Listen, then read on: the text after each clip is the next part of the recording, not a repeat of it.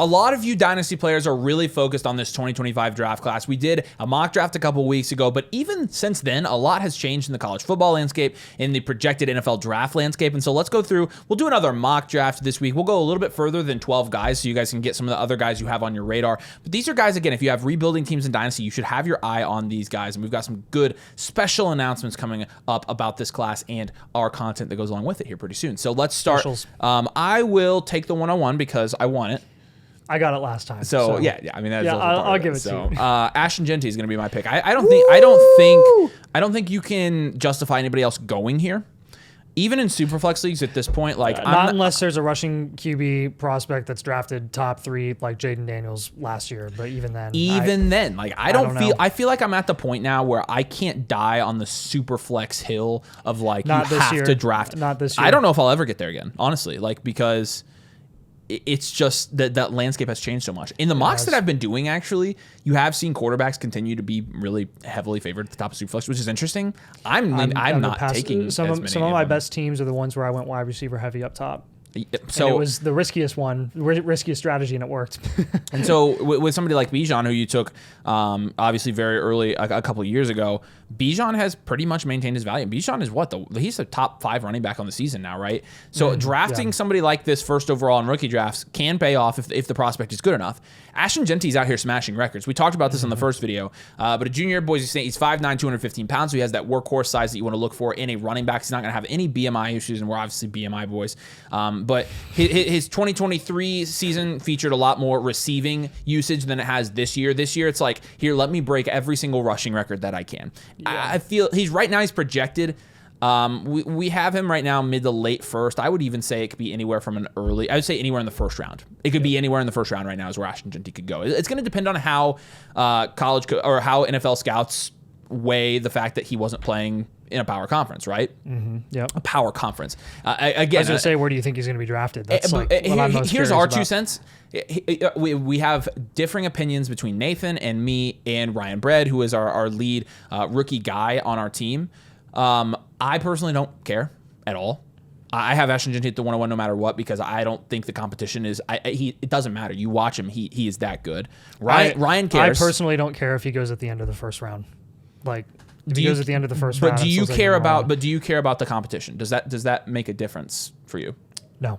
I don't. It doesn't for me either. So again, and I think we're going to learn pretty quickly in the CFP. So I think so too. So what is holding you back from drafting him 101? Yeah. He's going to go in the first. That's the fun of doing a mock draft now, though, in the middle of the season, is there is still, even though we are very deep into the college football season at this point, the CFP is going to say a lot. It's how we learned so much about CJ Stroud and why we ended up liking his price, because he was being shorted for all these things when it didn't matter. He schooled Georgia's defense. Yeah. And that was the closest he was going to get to an NFL-style defense in college. Jeanty's going to be very similar. I think he's going to have some tough matchups in the CFP where all they're going to do is going to want to stop Ashton Jeanty, and if he can capitalize and be dominant still, then it's a sold lock-in 101. I'm not worried about it. Ashton Jeanty is the 101 until you hear otherwise. Yep. I'm going to not get cute here, and I am going to stick with Tet McMillan.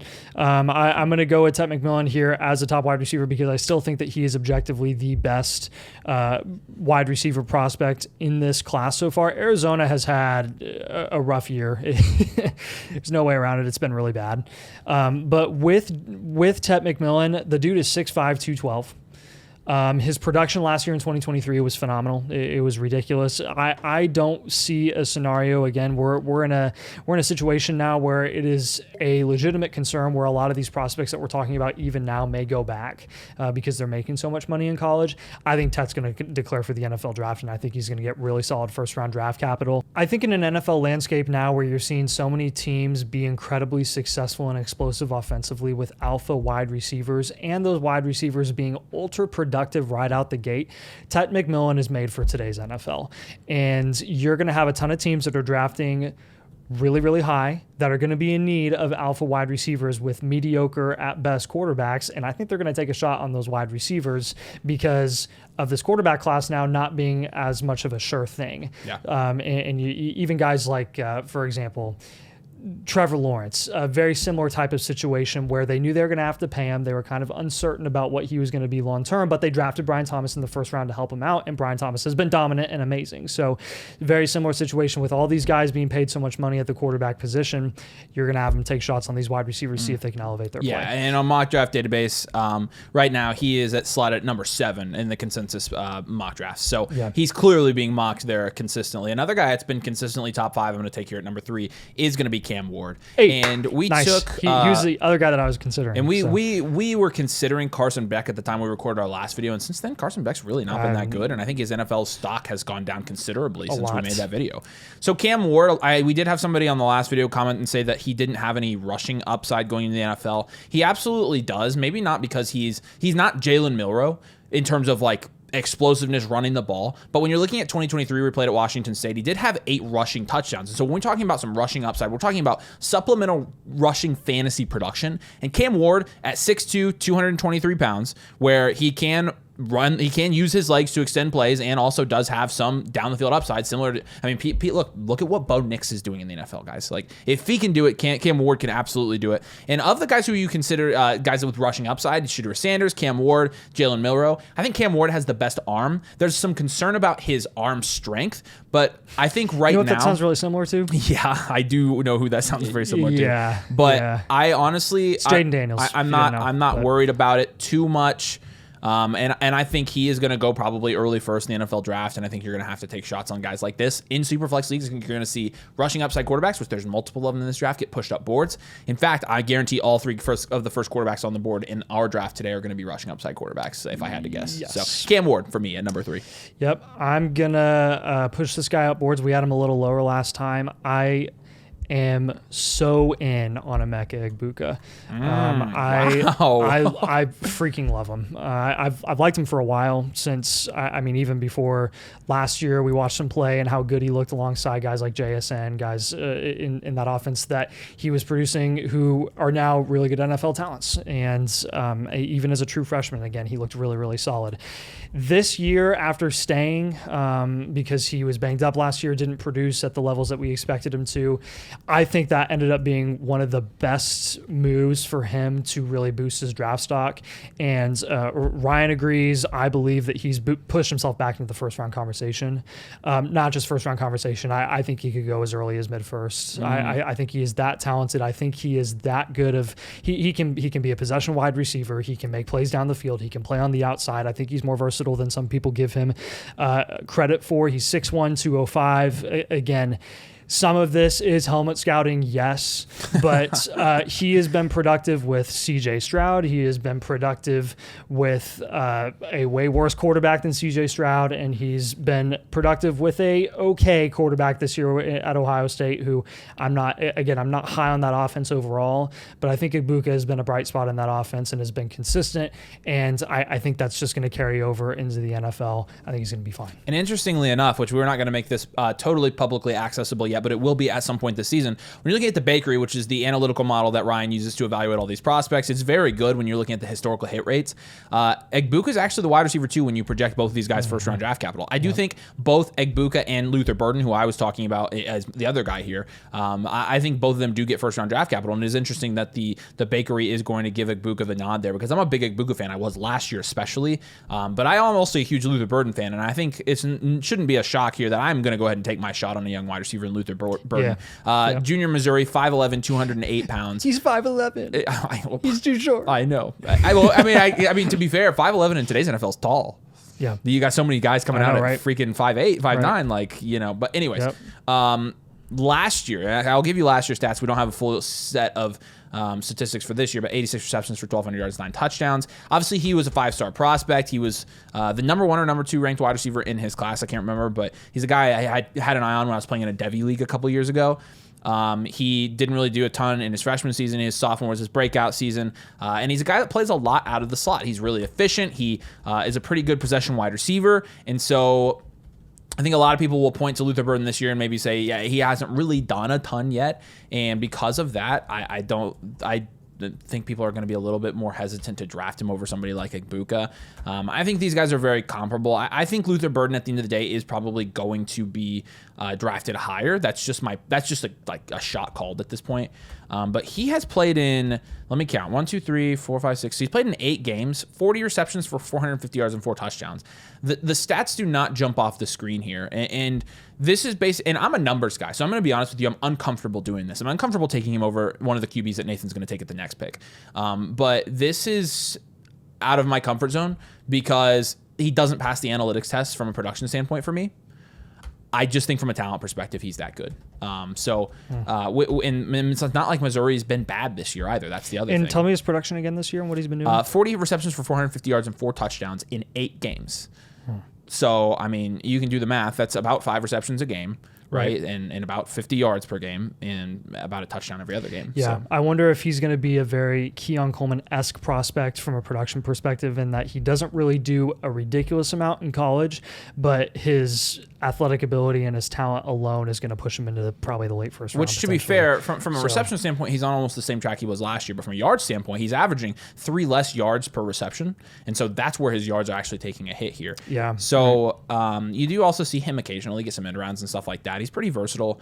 But with Luther, like I'm still willing to bet that he's going to be up here at the end of the day in the draft. So whether you have a ton of picks or whether you don't, you're going to be really invested in making sure that you have a good plan for your dynasty team. We help you do that. We give you your 3-year outlook, your team archetype, your positional grades, and then your suggested moves for your dynasty team, as well as a ton of other information when you get a team blueprint. You can get this. You can get the My Teams. You can get the rankings. You can get our Discord, all of the tools on the site, trade calculator, all dynasty tools that you need, plus a team blueprint. When you get the annual Motherflocker tier with code DOMAIN, you have to use code DOMAIN and choose the annual tier to unlock. But you get a free blueprint as well as all the tools on the site. This is clearly the best deal. You also get a 30% off any future team reviews or things like that, questions, all kinds of stuff. So if you want the best bang for your buck, get a Flock membership, get all of the dynasty tools you need for this offseason, and get your team reviewed so you can head into the rest of this dynasty season and into the offseason knowing exactly what you're doing with your dynasty team. And we do all of those personally. We'd love to do one for you. Let's get back to the video.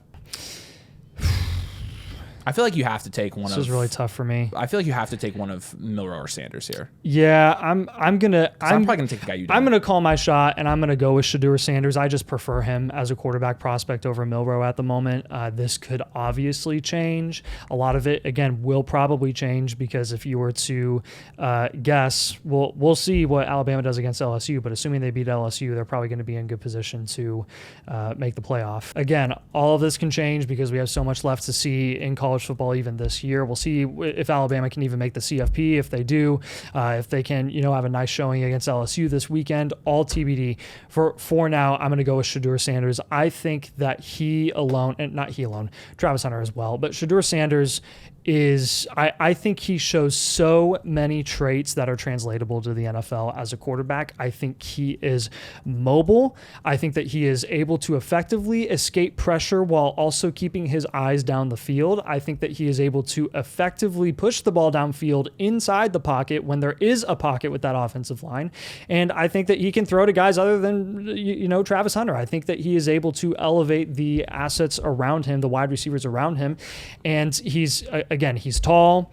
He's fast. He's not going to be like a crazy athlete that's going to have a ridiculous amount of rushing upside, though I do think it's being underplayed. I do think that he is significantly mobile. But with Shedeur, he's 6'2", 215. He's got the build. I do believe he has the quarterback IQ that is translatable to the NFL. I think that he has shown those steps of improvement every single year. Last year, he was very flustered because of how historically bad that Colorado offensive line was, but he still was productive. This year, he's been even better. Again, he's coming from Jackson State to Colorado and shows that he can, translate to that level of play, which is a big deal. And now he comes into this year, he improves. You've seen those incremental steps of improvement at the college level. I do believe that he's going to be able to do that at the NFL level as well. And probably, I'm going to call my shot now. I think he goes top 10 in the NFL draft. I do think that that's going to happen just because of his build, of the consistent improvement that he's demonstrated. And yeah, he is Deion's son, and that is actually going to matter. I think it's going to matter. Especially getting drafted. Exactly. So, Deion's basically determining who's going to draft him and who's not. So, that's a big deal. Yeah. This is insane. I honestly didn't see this coming, but I was looking at the bakery, and the second ranked running back in the bakery right now is somebody who was added recently, and it's, I'm sure you know, Holy crap. Caleb Johnson is the second ranked running back now, over Quinshawn, over Nick Singleton, over Omar Hampton. And it's obviously because Caleb Johnson this year, 1,279 yards so far on 170 carries and 19 touchdowns. So 7.5 yards per carry this year for him. And when you're looking at receiving 19 receptions for 109 yards and a touchdown as well, it's proving he can do that as well. This is a guy that has been like a dark horse Heisman candidate guy at this point in this season. And you might be wondering, because, and look, I'm going to draft him here just to talk about him, right? Because it's low stakes. I'm not putting my flag. I'm not doing any of that. I want to talk. I want to talk about Caleb Johnson. I'm going to take him here because he could be the running back too. And if we could, I'm going to screenshot this. But if we could put this up on the screen, this is Ryan's tweet about Caleb Johnson, because I legit messaged Ryan during this video and said, "Is this for real?" And he said, "It absolutely is," and sent me his tweet. He is, from an analytical standpoint, Ryan says he's the closest thing to Ashton Genty, and he's a junior. He's 6'0", 6'0", 222 pounds, and among 2025 running backs, he is second in college football in missed tackles forced per attempt. He is second in yards per carry, second in yards after contact per attempt, second in breakaway run percentage, and second in elusivity rating. And guess who the running back one is in every single one of those stats? Genty. And he's right there on his heels. Wow. I literally just read that off of the tweet. He pulled. It's so predictable with running backs too, because if he goes day 2 into a bell cow workload situation, if he goes to freaking Dallas, I'm going to throw them out there again. Interestingly enough, Ryan is typing to me right now. I'm giving you the live breakdown I'm getting from my guys. Production, after contact, efficiency, as the size, and he says with a 3rd round draft capital, Caleb Johnson would be the 4th highest running back rated prospect of all time in the bakery, of all time, behind Bijan, Saquon, and Ashton Genty. Oh my gosh. I look, and so I don't know if he's my running back too. Again, Hampton's good, Singleton's good, Judkins is good, Henderson's good, all of them. But I'm definitely, I just wanted to get him in here to talk about it, and just because I'm figuring this all out kind of as we're doing this. Obviously, knew Caleb Johnson was very productive this year. I didn't realize how good his analytics were. This is insane. Wow. So let's put him down as somebody who could end up being in the 1st round of your Dynasty rookie mock drafts. This is quite interesting in my opinion, but he'll be my pick here actually. So that leaves some guys for you. I'm going to stick with Colorado, and I am going to go Travis Hunter here. Travis Hunter, don't have to tell you what he is, what he's been doing, what he's capable of on both sides of the ball. You are always going to have the question heading into the NFL draft, even into next season, where is the majority of his play going to be? Is it going to be on the defensive side of the ball? Is it going to be on the offensive side of the ball? He has been so good as a wide receiver that I think regardless of those questions, you're going to see him drafted here anyways, because it's worth the risk. He is that dominant. He's such a smart player. He is so good all over the field. And again, the name value. I think people in Dynasty sometimes underestimate the name value of players heading into prospect season. And with Travis Hunter, he's just automatically by default going to be pushed up boards, and you're going to see him. I personally think this is going to be the low end of where you see him drafted. I just do. And he's probably going to be forced up some people's boards and mocks, and that's just going to be the way it is, because Travis Hunter and what he's capable of doing on the football field merits him being a top 15 pick in the NFL draft at least. At least I'm being conservative. So the risk obviously there doesn't matter here. You got to take him at the 108 in my opinion. I'm going to take another running back here just because I feel like it. I feel like there's a big tier of running backs here. Yep. We're going to take pretty much all these guys in this mock just so we get to talk about these guys. You could take Judkins here, Singleton, Hampton, or Henderson. Of these guys right now, I feel like I'm going to take Quinshawn Judkins here first. I think he's probably going to be in the same tier for me right now as Caleb Johnson until we see that he can separate himself in terms of his prospect level. But Judkins is a guy I think right now when you're talking about where we have him projected, and I'm going to look at this right now. We have him late 1st to mid 2nd round pick, and I think this is pretty accurate. Obviously, 6 foot, 219 pounds. He played at Ole Miss in 2023. His 2023 stats, he had 1,150 yards rushing and 15 touchdowns, 22 receptions for 150 yards and 2 touchdowns as well. He's been playing alongside TreVeyon Henderson this year. They've both been really good. Obviously, he broke out as a freshman, and then his sophomore season, he was not as great. He was a little bit disappointing. But the main thing that I think people are going to point to with Judkins is he's not being used as much in the pass game, and you want to see that from guys. We talk about our threshold for yards per reception coming in the NFL to identify guys that are going to be good two-way backs. With Judkins, The reason he's not being used there is because they literally have Travion Henderson doing that. There could not be a clearer role split between Judkins being the guy getting the carries and Travion Henderson being the guy getting the receptions. So I think Judkins does possess that. And like I said, I think you saw that even in 2023 at Ole Miss when he did have 150 yards, 2 touchdowns, and 22 receptions on the year, which isn't a ton. But I think this is one of the cases. A lot of times we take a lack of receiving production in college and translate it to, okay, so he's not going to be productive in the NFL because it's not in his skill set. Most of the time with running backs, it's not that it's not in his skill set. It's the fact that he just wasn't used like that in college. You see this all the time with Wisconsin running backs, for example. And so I'm willing to just say that I think he's going to be good enough all around to be projected up in, like I said, the late first, mid second. And at that point, you're going to have to be taking him in spots like this in drafts. So I am kind of happy that you went with Judkins because I wanted to go with another name that we haven't talked much about yet. I am going to stick with the running back position and go with Nick Singleton here. I like what I've seen from him at Penn State. Kind of runs like a bowling ball. It's kind of fun. I like, old school running backs in the Big Ten. You like balls? No, that's not what I was going to say. That's where you're going. I like Nick Singleton, and what I really like the most about him is his receiving upside and how efficient he is in the air as well as on the ground. 6.8 yards per carry as a true freshman. He had over 1,000 yards as a freshman in 2022. Not as great a year in 2023. This year he looks pretty dang solid. Not a ridiculous amount of usage. 81 carries, 498 yards. He's averaging 6 yards per carry. His receiving usage, he's had 10.7 yards per reception. Last year in 2023, even in a down year, he had 11.8 yards per reception. This guy is versatile. And in today's NFL, the NFL is looking for versatility at the running back position, and that is what pushes these types of players up boards. That's what pushes these running backs up boards. If you are a one-trick pony and you have only demonstrated that you are good only on the ground or you are kind of good only in the air, you're probably going to go day 3. Singleton has demonstrated that he can do both. I think that he's probably going to start being mocked consistently day 2 if he can keep this up, and he's doing it at a really high level in the Big Ten. All right, let's stay with the running back love, right? Why not? And we'll highlight this. We didn't really get to do this in the last mock draft. We should highlight how good and how deep this running back class can be. I'll go Omar Hampton here. Obviously, UNC is not as good this year without Drake May.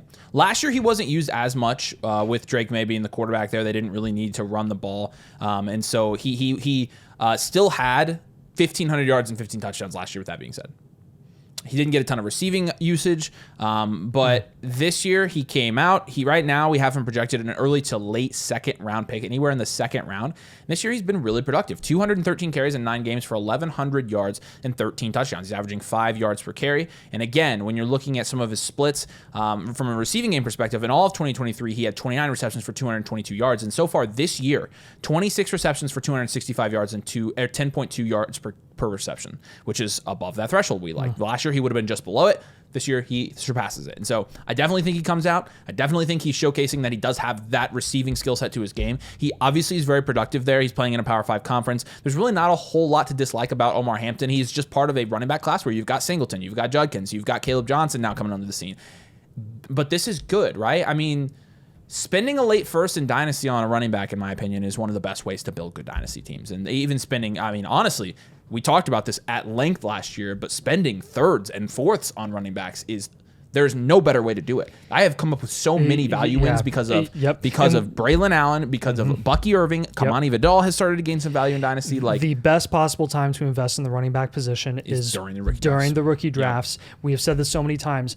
You always hear people talk about volatility in a negative light at the running back position. Take advantage of the positive volatility with rookie running backs specifically. They can skyrocket in no time. See Braylon Allen, Ray Davis, Bucky Irving, and freaking Tank Bigsby, who's not even a rookie this year, but it just happens left and right, and it's small value wins. It's small value wins at least. So I'm going to go with Isaiah Bond here next. I'll go back at the wide receiver position. Bond is, according to the Bakery, he's in the same tier as Igbuka, Burden, and Isaiah Bond. He's in the same tier as himself. He's in the same tier as those guys. So,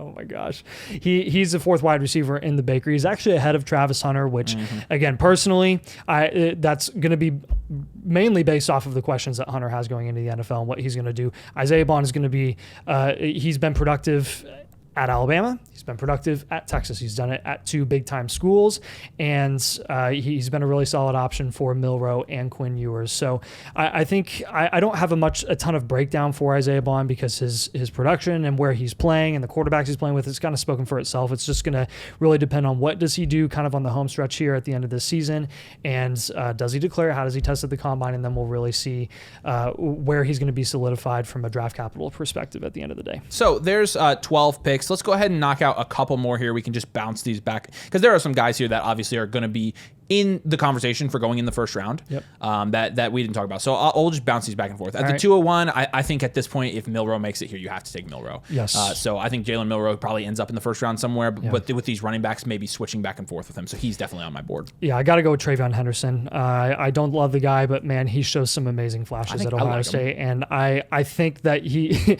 admittedly, as much as I've said that I don't love him, he has grown on me a little bit because he does look pretty dang solid. And he does. If he gets drafted into a situation, even in a so-called committee, you've seen productive running backs, multiple running backs in the same offense be productive, and I think he can be a really nice complement to a receiving skill set running back in the same situation. He's been productive with Quinshon Judkins in the same offense. I'll take Quinn Ewers here.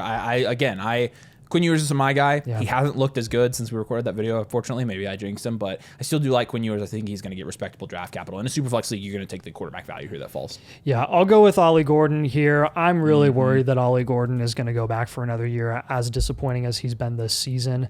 But again, if he declares, I think what he did his sophomore year alone merits him potentially going day 2. Yeah. You could go a couple different ways here, but I think Evan Stewart's going to be on people's radar, so I'll take Evan Stewart here. Yeah. The thing about Evan Stewart is when you're looking at the bakery, even with projected first-round draft capital right now, he's still the 8th-ranked wide receiver, the 9th-ranked wide receiver in the bakery right now. It's just not great analytically, so it does scare me, but he's going to be on people's radar, so we'll put him on your radar as well.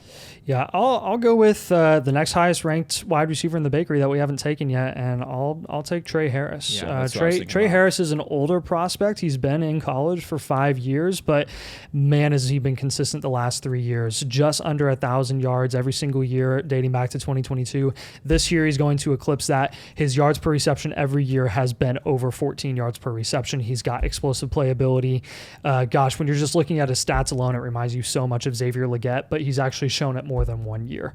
So very curious type of prospect. He could be a guy that moves up boards, and he's 6'3", 210. He's a big body guy, so we'll see how he could translate at the NFL level. I'll take Colston Loveland. He probably should have gone higher than this. He is the tight end one, our tight end one so far in this class.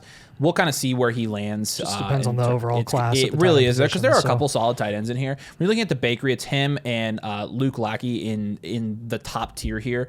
Obviously, one of them is an Iowa tight end, so maybe you give him the edge, but I think I'll take Loveland just because he needs to be on your radar as well. I'll go with another quarterback here, Carson Beck. We drafted him way high in our last mock. He's been quite a faller. If he declares, good chance that he could still potentially go first round. He's got some good traits as a quarterback, obviously playing at Georgia, highest level of college football that you could ask for a QB, a decent level prospect. We'll see what he does in the CFP and in the home stretch here. He could definitely boost his draft stock any given moment, really. I'll take the other tight end here and take Luke Lackey out of Iowa, and I think I'm saying Lackey right. I think it's Lackey and not Lachey. It might be Lachey. It might be Lackey.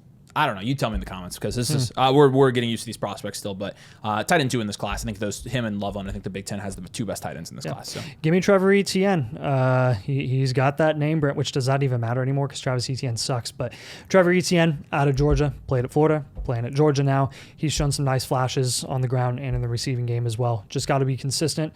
We'll see if he can handle a potential bell cow workload in the future. Maybe he goes late day 2. My last pick, I'll take Alec Iomanor here. Playing out of Stanford. He is a redshirt sophomore. He's 6'2", 210 pounds, and in 2023, he had 1,000 yards and 6 touchdowns. And so far this year, he has clearly been an impact player for Stanford, and he has 46 receptions for 590 yards and 5 touchdowns so far this year, averaging 13 yards per catch. So I'll take him here at the end of the second. Yep, and I am going to close it out here with another quarterback, Drew Aller. I think it's worth talking about. He's been pretty solid this year with Penn State, and he's shown a decent amount of mobility. I mean, he even this last week, week was running the ball, and he was like a game time decision, I think, and he's had an issue with his knee. So I think he's looked pretty solid in a situation that doesn't have a ton of dominant receiving options there, but he's worth a look, especially down the stretch. Again, a lot of these guys are going to be separated and elevated and downgraded based on their home stretch performances here. A lot of these guys on big deal teams who are going to be involved in the CFP, they're all going to be playing each other. This is going to be super exciting in December. 301, I'll take my boy Curtis Rourke. Oh, Thank you let's very go. much. I just put it up there, Shay. I thought about it. Yeah, I just had to get him in there. So 9-0 Indiana Hoosiers. Suck it, Big Ten. All right, make sure you drop a like. Make sure you subscribe. If you play Dynasty Fantasy Football, we're going to have rookie coverage all the way from now until the rookie draft, making sure that you're ready to dominate your Dynasty leagues. You can get a team blueprint at flockfantasy.com/domain with the annual Mother Flocker tier when you use code DOMAIN. Link's going to be down in the pinned comment. We appreciate you guys. We'll see you later.